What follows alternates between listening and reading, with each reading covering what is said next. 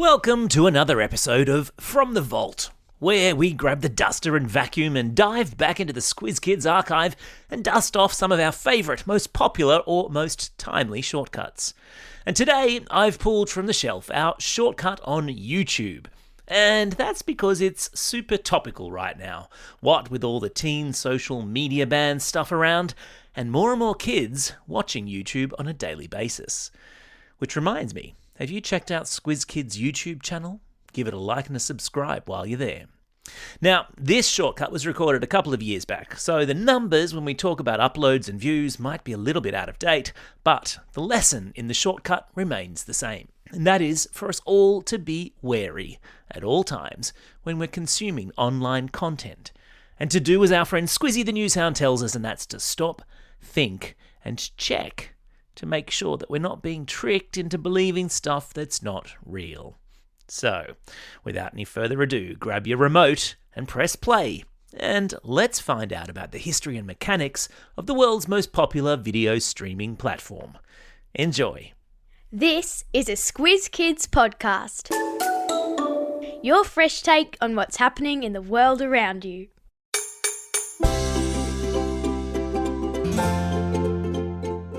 It is the second most visited website on the internet. It all started with a very lame video from the zoo, and like everything, it does have a dark side. This is your Squiz Kids shortcut to YouTube, the podcast where we dive into the who, what, when, where, why, and how of the big news stories.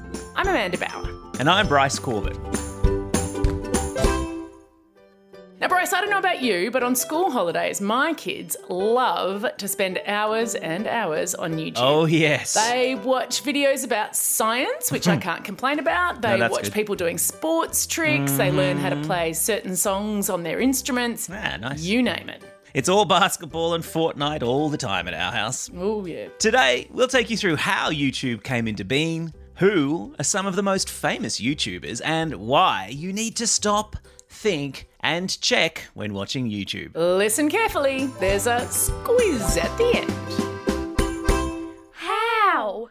Nowadays, with YouTube so ubiquitous, which is a fancy word for found everywhere, it's hard to remember that 20 years ago, most people didn't have a phone with a camera. Imagine that. Let alone a way to record video.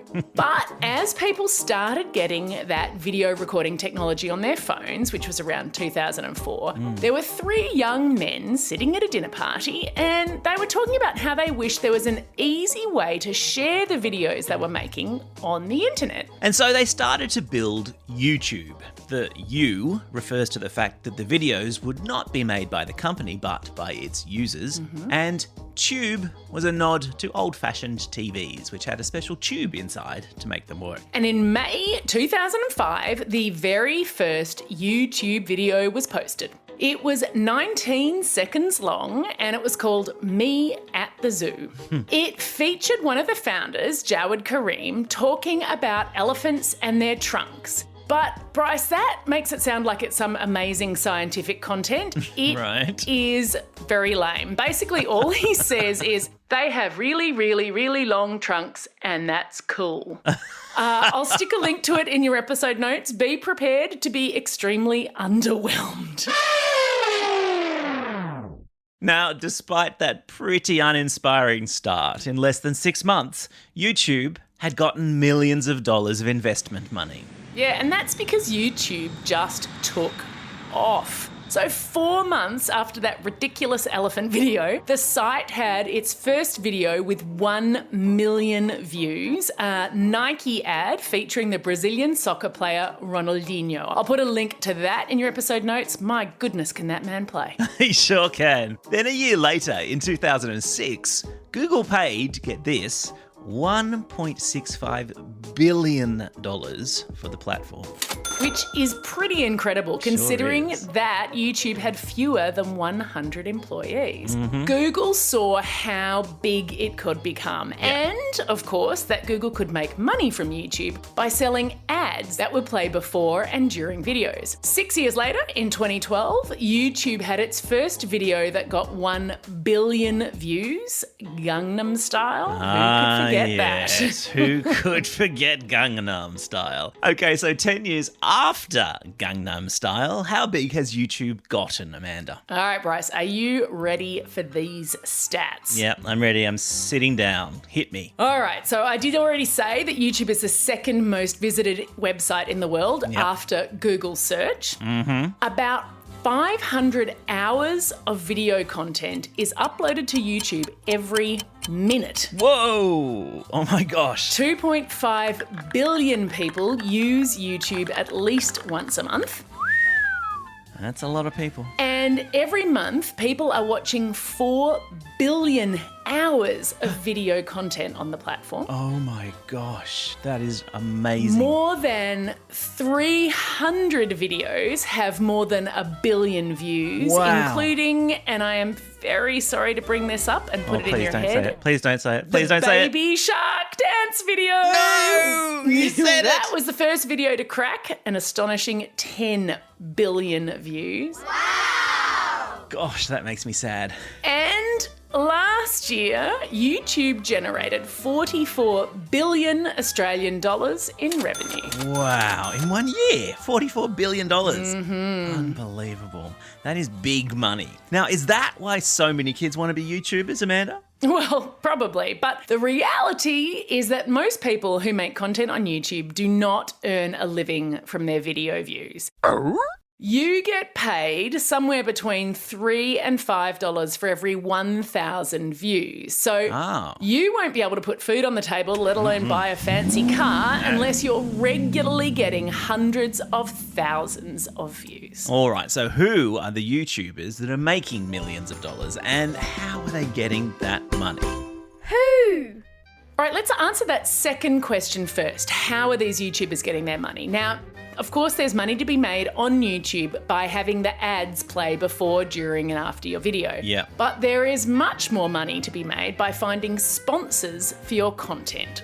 So, for example, Bryce, I am guessing that you have heard of Dude Perfect. Oh, yeah, of course. Those American guys who do all kinds of trick shots and sports stuff. Yeah, so their sports channel is the most popular sports channel on YouTube. They have more than 56 million subscribers. Wow. And crucially, they partner, that's their word for it, with all kinds of companies like BMW and Nike. Okay, and partnership doesn't mean that they're just friendly, does it? No. It means that those companies give Dude Perfect money to create content that promotes their product. Exactly. So when you see them driving a BMW, they've been paid to drive that car. Yeah. Now, on top of that, YouTubers also sell merch. So Mr. Beast, who has more than 100 million subscribers, and he creates videos centered on stunts and donations and promotions. He sells t-shirts, stickers, hoodies, key rings on his websites. And experts estimate that Mr. Beast fans spend more than $2 million a month on his merch.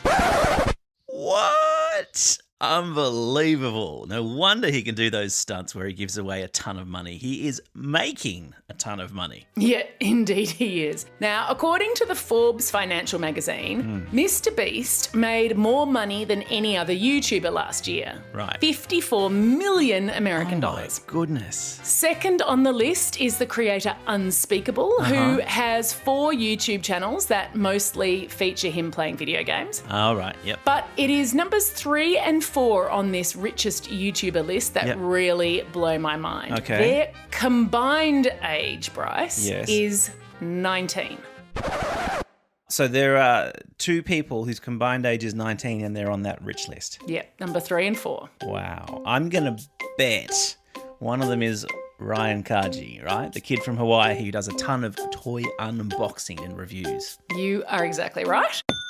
So Ryan is now at the ripe old age of 11. I am getting too old for this. But he's been a YouTuber since he was 4. Oh. Which makes me think it was probably his parents who decided to create the channel. Yeah, you think? Same goes for an 8-year-old girl called Anastasia, whose channel is dubbed into more than 10 languages. Wow. It's called Like Nastya, and the first video was uploaded when she was just 2 and living in Russia. Right. Her family is now in America, and apparently she earned $28 million last year. Wow. And she also does lots of videos about toys, right? Yep. And, you know, Bryce, Squizzy the news ham would be very cross with us if we didn't spend some time talking about why we have to stop, think and check when we watch YouTube.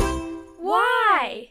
So, Bryce, the first thing to stop and think about is this. If YouTubers are being paid by their partners and sponsors to make a video, how will that affect what they say about those products? Good question. And of course, if you think the YouTuber is cool, you're probably more likely to think that the product they're talking about is cool too. It's very important to be aware of that. Yep. And there are other things to keep in mind when you're on YouTube. So lots of researchers have spent time looking at how easily kids can be exposed to videos showing violence or smoking or drinking or other inappropriate things.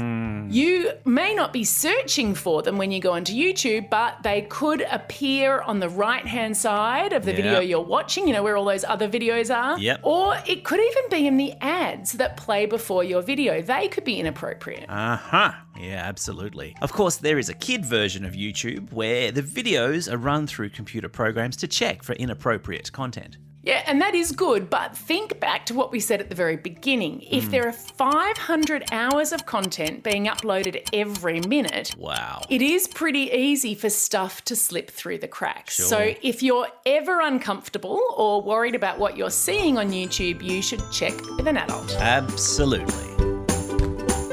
Time for the quiz. This is the part of the podcast where you get to test how well you've been listening. Question number 1. What was the very first YouTube video about? Yeah, that's right. It was about elephants at the zoo. Apparently very dull. Question number 2. Which diabolical video has more than 10 billion views and counting? I know this one, but I'm not going to say it. I have a hard time saying it too. It's the baby shark dance. Don't stay in my head. Don't stay in my head. There it is. It's in my head all day. Great, thank you. Question number 3. Before believing everything you see on a video, what does Squizzy the News Hound want you to do? That's right. He wants you to stop, think, and check. And if you want to learn more about consuming media critically, definitely check out our free media literacy curriculum for primary school kids, News Hounds. We'll put a link in your episode notes. That's all we have time for today. Thanks for joining us as we explored the who, what, how, where, when, and why of YouTube. Now get out there and have a most excellent day. Over and out.